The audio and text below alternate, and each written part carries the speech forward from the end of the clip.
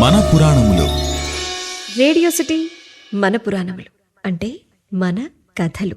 మరి ఇవాల్టి మన రేడియో సిటీ మన పురాణములు అంటే మన కథలలో ఇచ్చిన మాట కోసం ఎలా ఉండాలి, ఏం చేయాలి, అటువంటి సాహసాన్ని అర్జునుడు ఏ విధంగా చేశారు, ఏం చేశారు అనేటువంటి కథా వివరంలోకి వెళదాం. ఒకసారి అర్జునుడు శ్రీకృష్ణుని దగ్గర ఉన్నటువంటి సమయంలో ఒక విప్రుడు పుట్టిన వెంటనే చనిపోయినటువంటి తన కుమారుని తీసుకుని వచ్చి కోటగుమ్మం దగ్గర పెట్టి పెద్ద పెట్టును ఏడవటం మొదలు పెట్టారట. అర్జునుడు అది చూసి ఆ బ్రాహ్మణుడి దగ్గరకు పరుగు పరుగును వెళ్లి ఆ విపరీతానికి కారణం ఏమిటి అని చెప్పి అడిగారట. అయ్యా, బ్రహ్మద్వేషి, శరుడు, లుబ్ధుడు, దుశ్శీలుడు, దుర్బలుడు అయినటువంటి రాజు పాలనలో ఉన్నవారు నిరుపేదలు, నిత్య దుఃఖితులు అవుతారు కదా. ఇప్పుడు నేను కూడా ఆ పరిస్థితుల్లోనే ఉన్నాను అని చెప్పి ఆ విప్రుడు చెప్పారట. అర్జునుడు ఆయనను ఊరడించి, ఈసారి నీకు పుట్టేటువంటి పిల్లవాణ్ణి నేను రక్షించి తీరుతాను, అలా చేయలేని పక్షంలో నేను అగ్నిప్రవేశం చేస్తాను అని చెప్పి శపథం చేశారట. అర్జునుడి మాటలు ఆ బ్రాహ్మణుడికి ఆశ్చర్యాన్ని కలిగించాయి.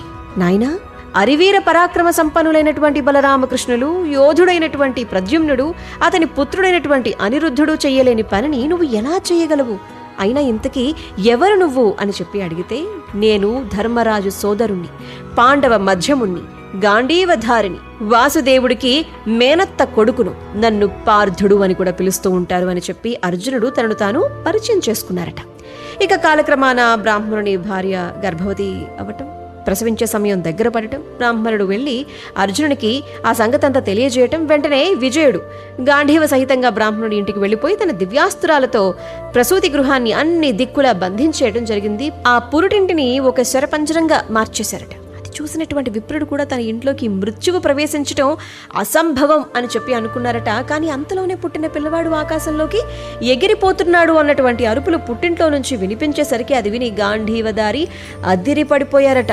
విప్రుడు పార్థుని అనరాని మాటలు అన్నారట. అవి అర్జునుడి చెవులకు ములుకుల్లా గుచ్చుకున్నాయి. వెంటనే యోగ విద్య ద్వారా యమపురికి వెళ్లి అక్కడ విప్రుడి కొడుకు కనిపించకపోయేసరికి దిక్పాలకుల పురాలన్నీ కూడా గాలించి పిల్లవాడి జాడ తెలియకపోయేసరికి స్వర్గపాతాల లోకాలకు కూడా వెళ్లి చూసొచ్చి అక్కడ లేకపోయేసరికి లాభం లేదు అనుకుని బ్రాహ్మణుడికి ఇచ్చినటువంటి మాట ప్రకారం కిరీటి అగ్నిప్రవేశం చేయబోయాడు.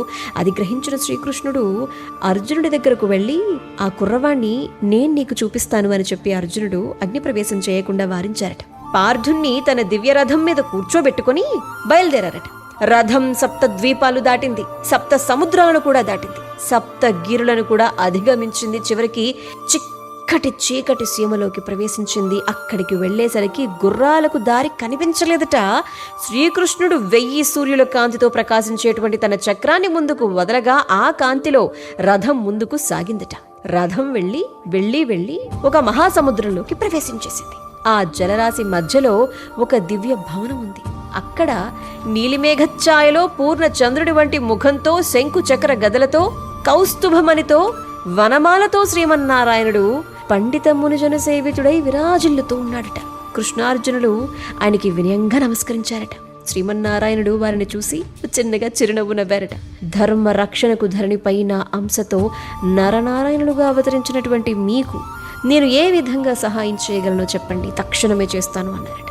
కృష్ణుడు వచ్చిన పనిని చెప్పడం జరిగింది. శ్రీమన్నారాయణుడు ఆ విప్రుడి కొడుకులు అందరినీ కూడా శ్రీకృష్ణ పరమాత్మునికి అప్పగించడం జరిగిందట. అప్పుడు శ్రీకృష్ణార్జునుడు వాళ్ళందరినీ తీసుకుని వెళ్లి విప్రుడికి అప్పగించారట. ఆ బ్రాహ్మణుడు ఎంతగానో సంతోషించి కృష్ణార్జునులకు కృతజ్ఞతగా అంజలి ఘటించారట. అర్జునుడు తానిచ్చినటువంటి మాట కోసం అగ్ని ప్రవేశానికి కూడా వెనకాడలేదు. అది మాటకి ఉండేటువంటి విలువ. Radio city podcast.